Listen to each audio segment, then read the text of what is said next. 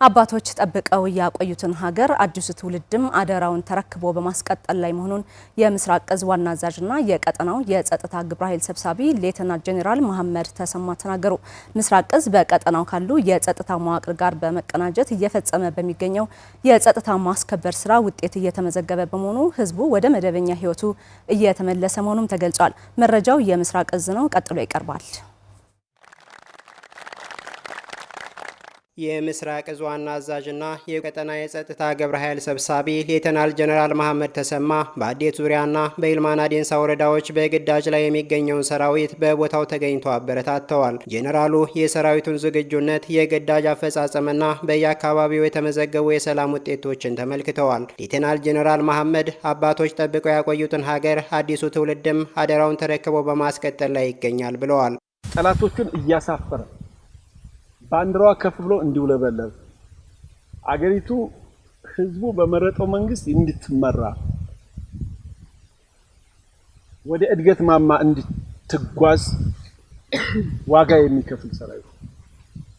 ስለዚህ ይሄ ደግሞ ውጤታማ ነው። የውጭ ታሪካዊ ጠላቶችና የውስጥ ተላላኪ ባንዳዎች ሀገርን መንግስት አልባ ለማድረግና ለማፍረስ የነበራቸውን ዓላማ በግዳጅ ቀጠና ላይ የሚገኘው ኃይል አከሽፏል ብለዋል። በአሁኑ ወቅት ነፍጥ አንግበው ሲዋጉ የነበሩ ኃይሎች ተደራጅተው የመዋጋት አቅማቸው መዳከሙን፣ አባላቱም ተስፋ በመቁረጥ እርስ በርስ አለመተማመን ውስጥ መውደቃቸውንና አብዛኛው ኃይልም የሰላም አማራጭን በመቀበል ላይ መሆኑን ጠቁመዋል። እኛ የምናካሄደው ጦርነት ፍትሃዊ ጦርነት ነው። የሀገርን ሉዓላዊነት ለማስጠበቅ ነው። የህዝብን አንድነት ለማስቀጠል ነው። ኢትዮጵያ ለማስቀጠል ነው። ፍትሃዊ ጦርነት። እነሱ ደግሞ ይችን ሉዓላዊት ሀገር በኃይል አተራምሰው አፍርሰው መንግስት አልባ አድርገው ሀብቷን በቀጥታም በእጃዙርም ለመቀራመት ስትራቴጂ ነድፈው የሚሰሩ ኃይል። በዚህ በአማራ ክልል ያለው ኃይል መሪዎቹ ጌታቸውን ወደ ጎረቤት ሀገር አዙረው ቦርደር ላይ ምላሳቸው ብቻ ያልሞተ የሚመሩት ሰራዊት የተበታተነ ያያችሁት ነው እና እርስ በርሱ የማይተማመን የ304ኛ ኮር አዛዥና የሰሜን ጎጃም ዞን ጸጥታ ግብረ ኃይል ሰብሳቢ ብርጋዴር ጄኔራል አዲሱ መሐመድ በበኩላቸው ሰራዊቱ ከክልሉ የጸጥታ ኃይልና ከህብረተሰቡ ጋር በመቀናጀት ውጤታማ ስራ መስራቱን ገልጸዋል። ነገር ነው ያከሰር ነው። ሎጂስቲካዊ ድጋፉ መኪናውን ስንት ነው የቀማነው? ጎራዴያችሁን አስላችሁ ነው የምትገቡ።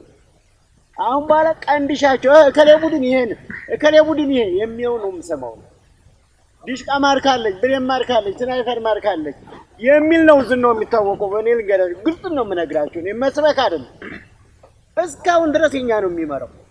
አሁንም ይሄ የምንመራበትን አጠናክራችሁ ቀጥሉ። መከላከያ ሰራዊቱ ወደ አካባቢው ከመጣ በኋላ አካባቢው ሰላም ማግኘቱን የገለጹት የይልማና ዴንሳ ወረዳ ዋና አስተዳዳሪ አቶ ይበልጣል ሙላቴ ህብረተሰቡ ከሰራዊቱ ጎን በመሰለፍ የጥፋት ኃይሎችን እየታገለ መሆኑን አስረድተዋል። ማህበረሰቡ እየተነጠለ ጽንፈኛው እርቃኑን እየቀረ ያለበት ወቅት ላይ ነው የምንገኘው ማለት ነው።